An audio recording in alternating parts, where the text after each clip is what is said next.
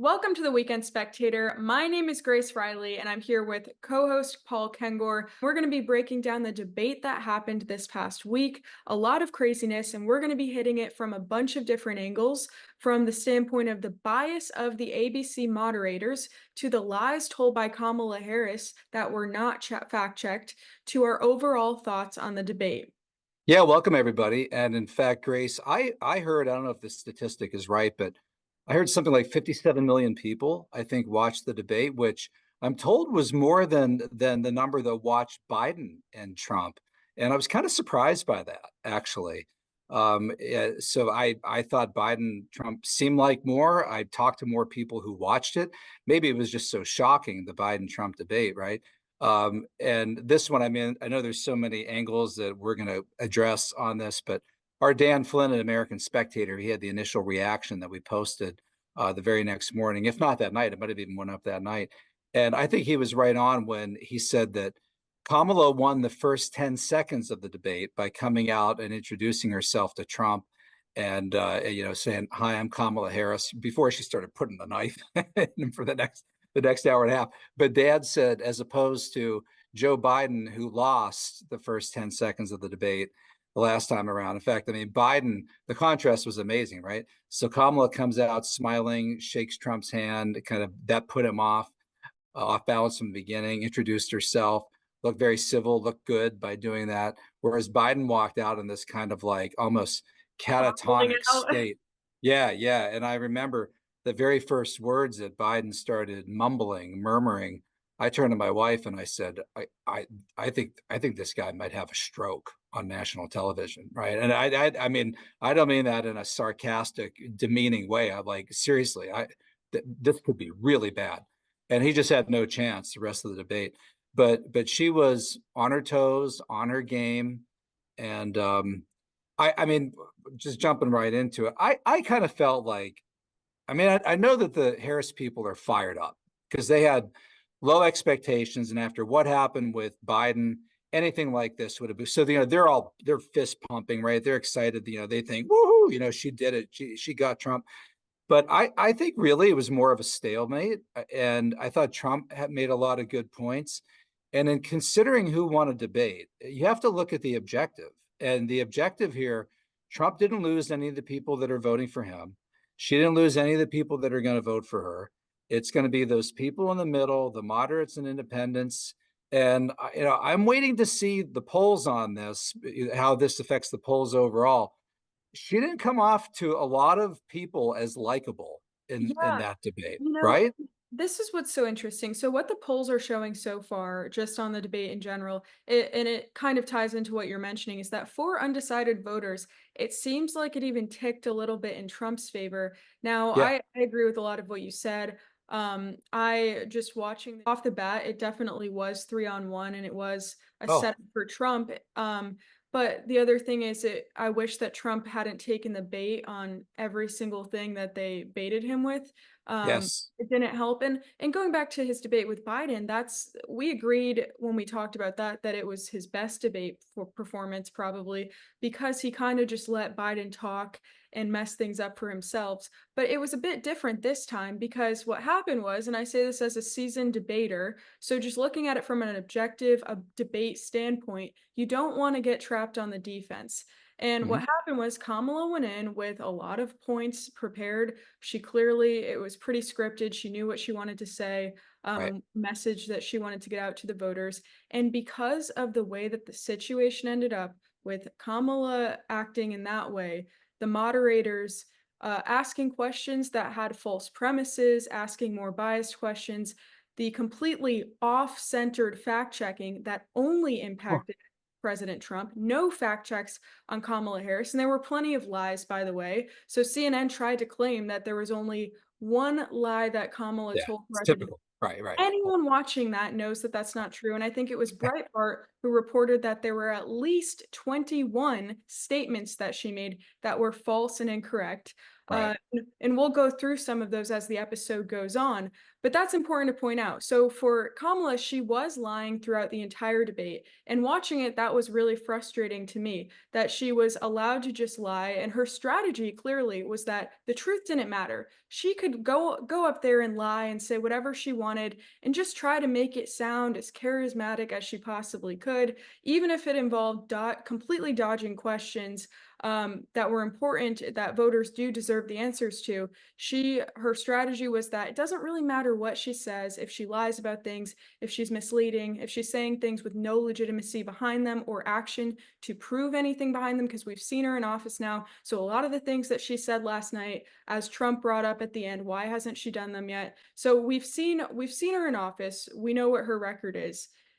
Yet she was allowed to lie the whole time uncontested. So going back to Trump being trapped on defense, I'm with him and I get that he did have to counter a lot of the lies. So it was not a good situation. But also, I wish that he had taken back more of the offense and had the points that he knew he needed to make to the American people, make to undecided voters about why he is the candidate. Overall, it really was a tricky thing where and I say this as I'm completely behind Trump. He's completely right on all of the issues, everything that counts. And I think that's why I hope that voters especially compare the two's records and the policies that they're proposing when they're looking at who to vote for. Because as it always is, I mean, the debates are political theater effectively because candidates can say whatever they want. In Kamala's case, she did. It was political theater where she said a lot of things, tried to sound good as she said them, and got away with lying throughout.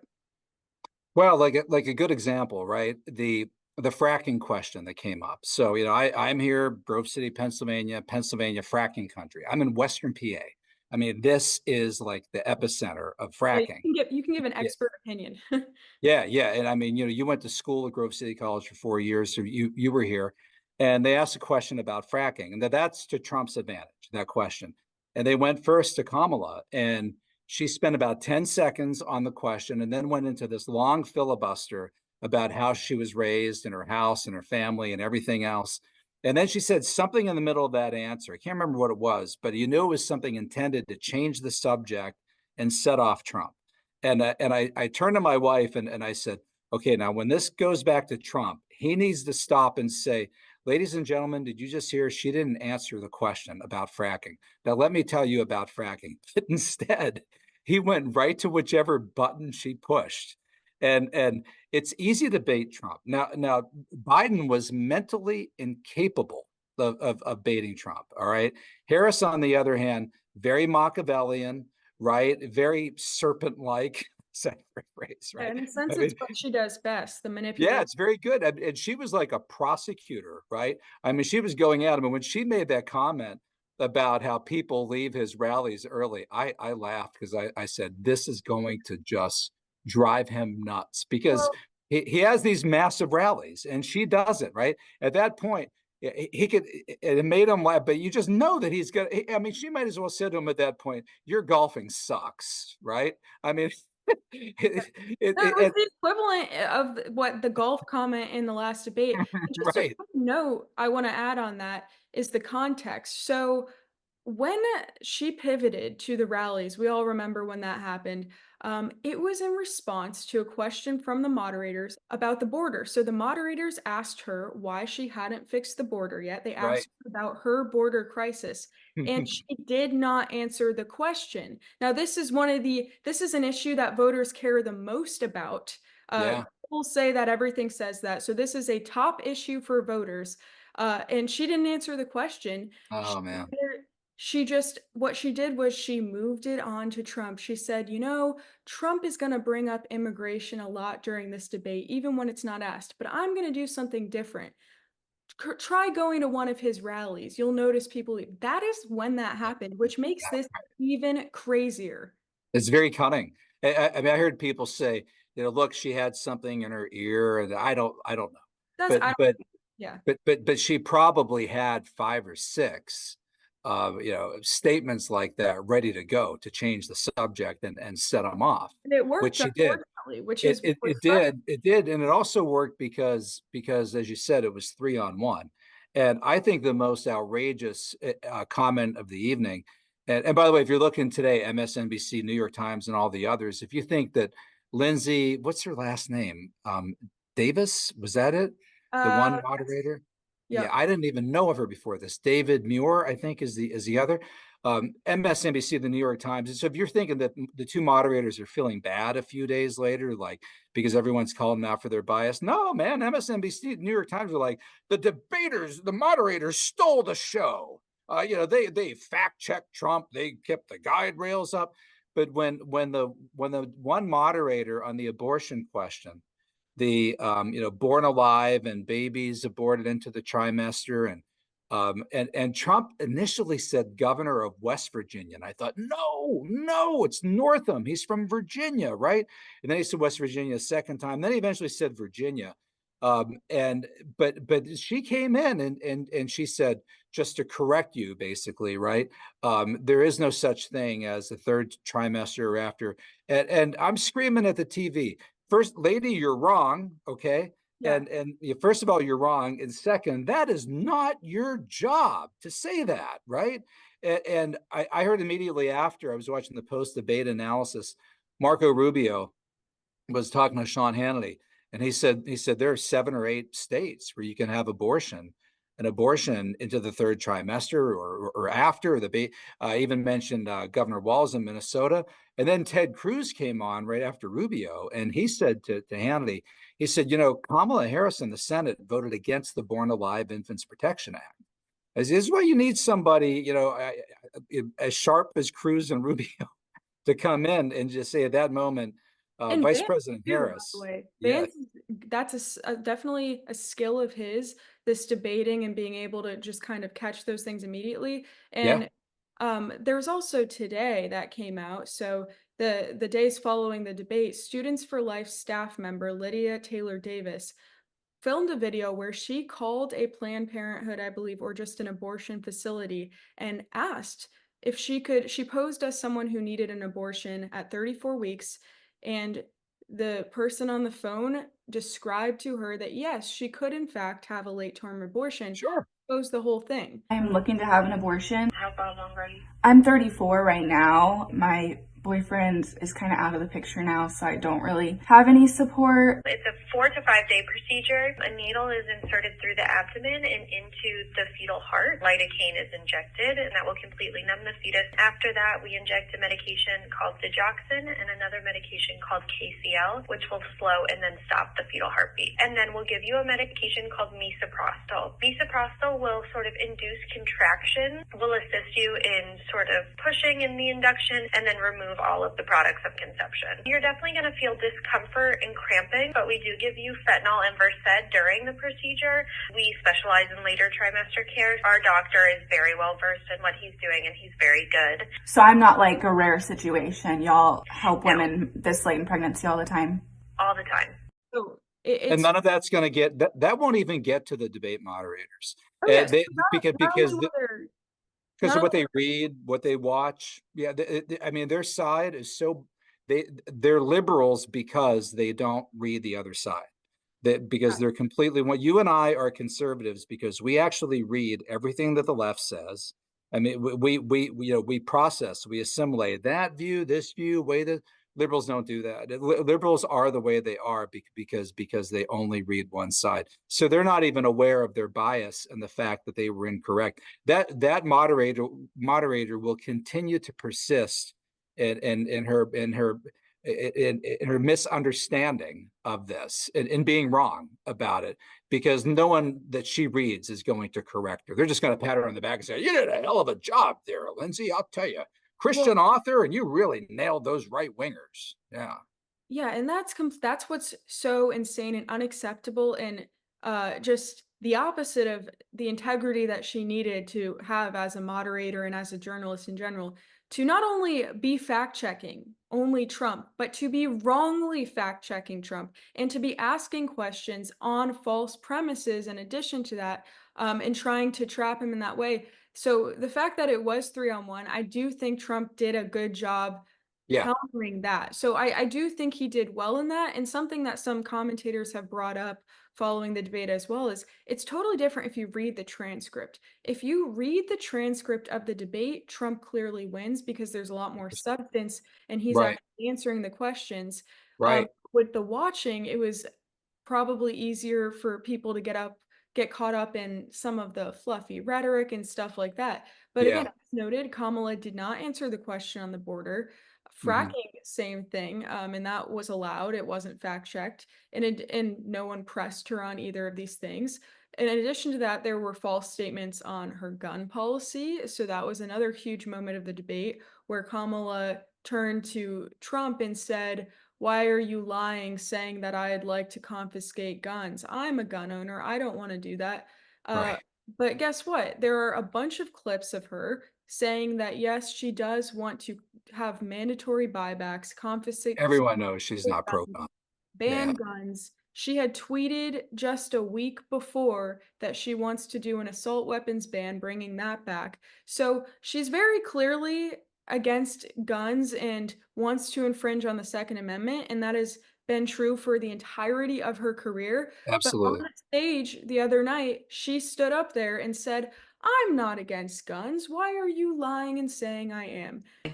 Tim Walz and I are both gun owners. We're not taking anybody's guns away, so stop with the continuous lying about this stuff. We'll finally pass red flag laws, universal background checks, and an assault weapons ban. Buyback program, and I support a mandatory buyback program.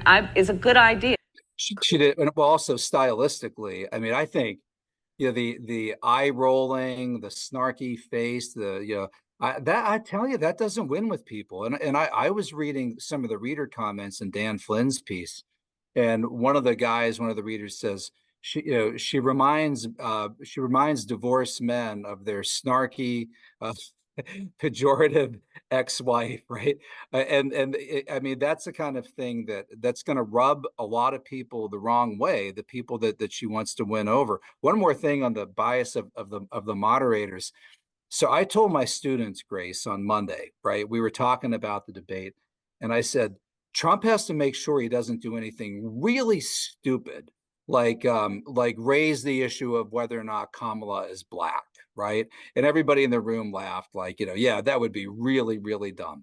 And I said that would be a horrible thing to do. So who raised it? The debate moderators. So David Muir raises the issue. And Trump, God bless him, at that point says, basically, I don't want to talk about that. And who raised the issue? She does. She made an issue out of it. But no, I'm not talking about it. I don't want to say anything about it.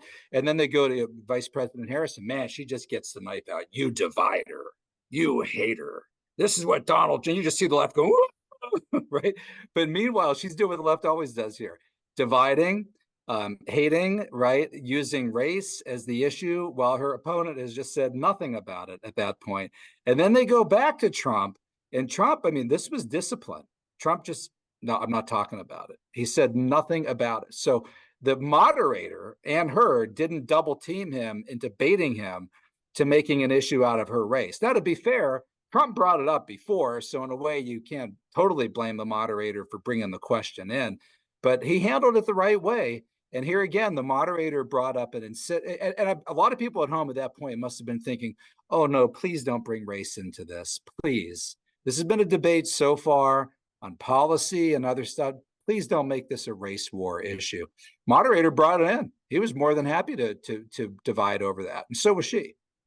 Yeah, that's a really, really good point. And one of the things too that I think didn't sit well with voters and maybe would have helped Trump out in the undecided voters realm, which polls are showing a little bit now, but we won't really know this until some time goes by to be able to tell. But I don't anticipate that this has a huge impact on anything. Probably doesn't, right? But he had picked up, so she's been leading in the polls, including a Real Clear Politics, by about 1 to 2%. He cut the lead. And then last weekend, the New York Times Siena poll had him up 48-47. And I think and that was in a two-way race. And then the four-way race without RFK, he was leading her by 2, maybe 3. So he had just kind of overtaken her a little bit. I don't, it's going to be interesting to see what the effect of this is. And some people on the left who are thinking that their gal just creamed the man who they absolutely hate his guts. I don't know, folks. I mean, wait and see. A lot of people, she rubbed a lot of people the wrong way with her kind of aggressiveness, belligerence, and there's a lot of arrogance there. You guys think Trump is belligerent and arrogant and conceited, but she didn't come off as the sweetest person you're ever going to meet. And the reason for that, and the reason I think that it rubbed undecided voters the wrong way potentially, is because by the way that she acted, it didn't help her because she was not answering the questions that she was asked, questions that impact Americans that voters want to know because they're hurting because of her policies. We're not in a better place now than we were 4 years ago. That's the first question of the debate that she did not answer. She was asked, are you better off? Are Americans better off now than they were before?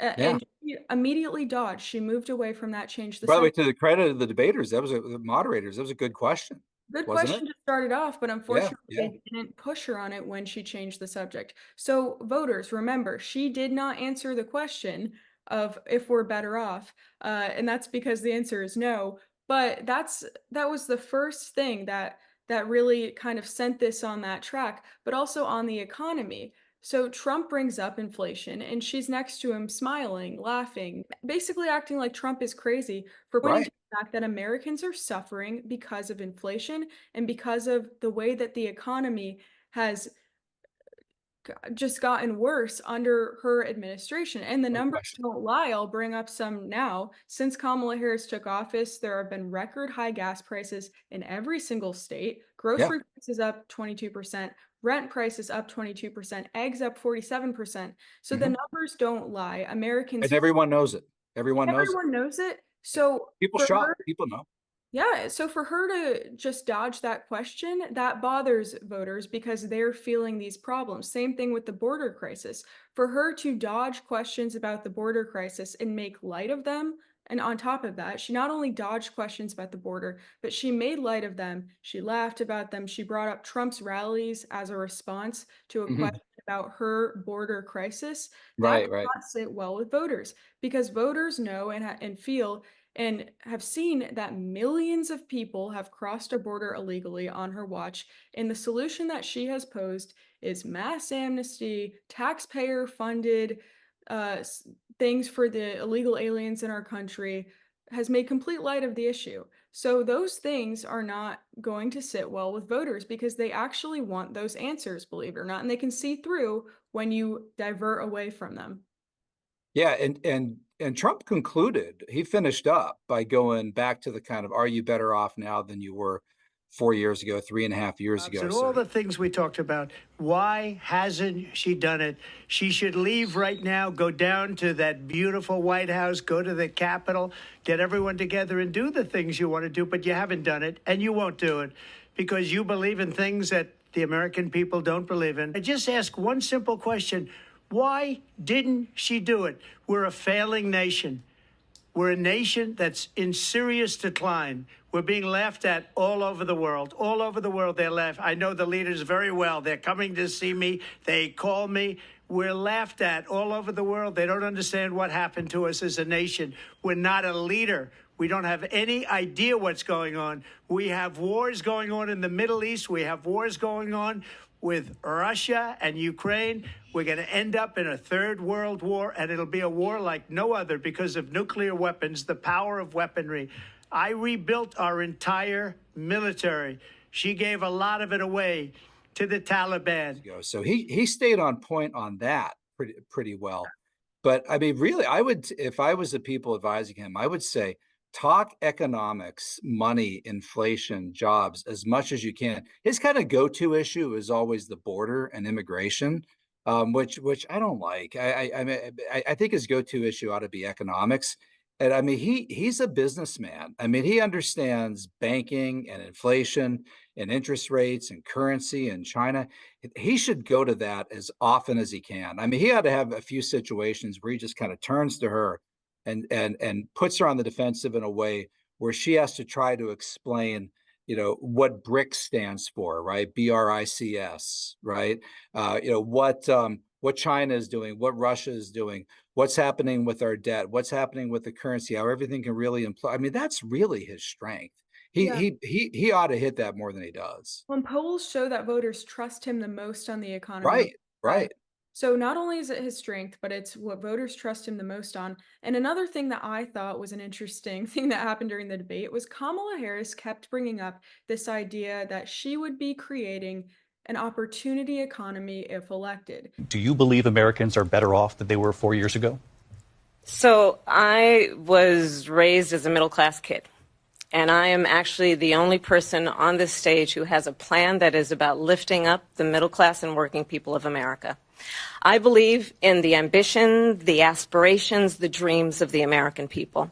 And that is why I imagine and have actually a plan to build what I call an opportunity economy. Because here's the thing. We know that we have a shortage of homes and housing. And the cost of housing is too expensive for far too many people. Just to hit this quickly, communist-style price controls do not create an opportunity economy. Free market policies create an opportunity economy. And whether it be her economic policy, her healthcare policy, all sorts of things, they're all moving away from the opportunity economy towards the socialist assured equal outcome. And that's not something that would be good for our country, very clearly. So I thought that was interesting too, that not only is she not answering why she hasn't fixed the economic problems that she's created, but she's also saying that she's going to move forward and create a better economy with policies that don't work. Yeah, no, that's exactly right. And at one point, he called her a Marxist. I mean, that was Good reason. yeah, yeah, and he made it very personal by referring to her father as a Marxist professor at Stanford, which he was. I mean, there's no question about that. She's a Marxist. Everybody knows she's a Marxist. Her father's a Marxist professor in economics, and he taught her well. And I think I don't know how that sits with a lot of people. I think a lot of people probably see that as name calling. I think I gotta just call her far left, radical, kind of extreme. I think those labels fit better. And she really smirked and rolled her eyes and laughed when he called her a Marxist. But and he called like ultra liberal, radical. He used those words a few times. He had to go back to that as well. And one of the debates over the economy, he said that COVID was responsible for wrecking the great economy that indeed he had the first couple of years that he was president. And he also said that he gave them the vaccine, which he did. And that was the vaccine that she said that she wouldn't take because it was the Trump vaccine. And then as soon as she and Biden gets in office, not only are they going to take the vaccine, they're going to try to force everybody to take it through vax mandates. And if you want, a conscience exemption, if you want a medical exemption because you have natural immunity, because you already had it, I mean, her and her party were the ones that were going to try to make you take it. So he should have hit her on that too. But he didn't. Yeah, no, he didn't. And I think that's what it was, that I think there were missed opportunities where we just wish, like, oh, I wish he had hit her on that or brought this Right, right. but Instead, he just goes to immigration all the time, kind of all the time, almost like a broker. But it also polls well, and I we wish are at a point. Yeah, we are at a point now in 2024 where, unlike 2014, when Republicans were trying to make a big issue out of immigration, we are at the point now where Biden and Harris were so bad in immigration in the last 4 years that it really has come to like a small town or big city near you, right? I mean, Ron DeSantis even dropping off immigrants in Martha's Vineyard, right? But New York and other, Aurora, Ohio, these are the whole debate over eating dogs and so forth. But the fact is that people are, it is now affecting so many towns in America in a way that 10, 20 years ago, it was really only the border states. So a lot of Americans now can relate to that when Trump brings it up in a way that they couldn't have if he was bringing up in, like, say, 2004. That's so true. And the company that I work at, Restoration of America, made a website called illegalaliencrimes.com where you can go and actually look at your county, your state, and Wow. check crimes in your area. So you can go on this website, click on your state, click on your county, and see a list of crimes that have happened near you, which shows that this is affecting Americans in all 50 states, Right. not just on border states. So it's Yeah. huge. And the website lists over 50,000 crimes, and it's not even scratching the surface, right? It Yeah. doesn't list Yeah. everything, but it has over 50,000 crimes listed on it to show how massive this chaos is that Kamala Harris and Joe Biden have caused. So for her to not answer those questions is crazy. And we have to get to our final thoughts now because we're running out of time. But I would just say that what we know after this debate is we know both candidates have records that we can look at to understand what they would do in office. And that's what I hope Americans will do. Because on all of the issues that were discussed, we can see the records and the promises of each candidate. For example, foreign policy, Kamala started bragging about her foreign policy during the debate. But we have Trump to thank for the Abraham Accords, which were historic in the Middle East, creating unprecedented peace there. No new wars under Trump, but under Kamala Harris's watch, there's war raging in Europe, war in the Middle East.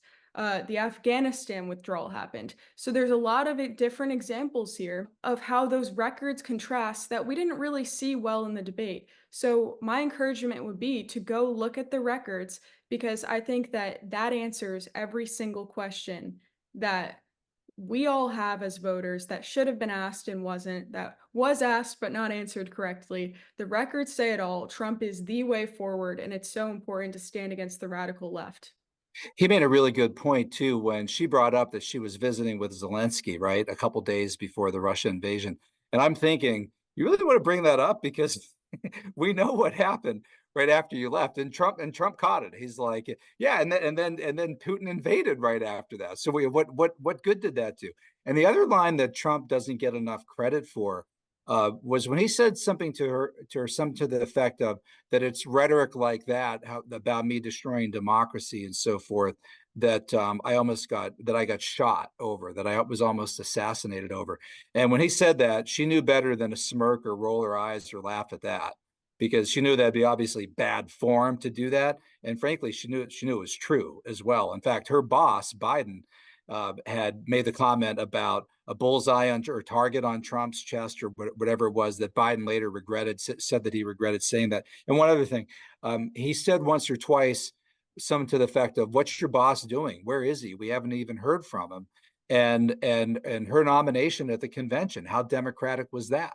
So he tried to bring that point up too. With your point that you made earlier here, Grace, that if you read the transcript of the speech, I think Trump made a lot more substantive points, right? He didn't filibuster. He wasn't trying to bait. He was trying to answer the question.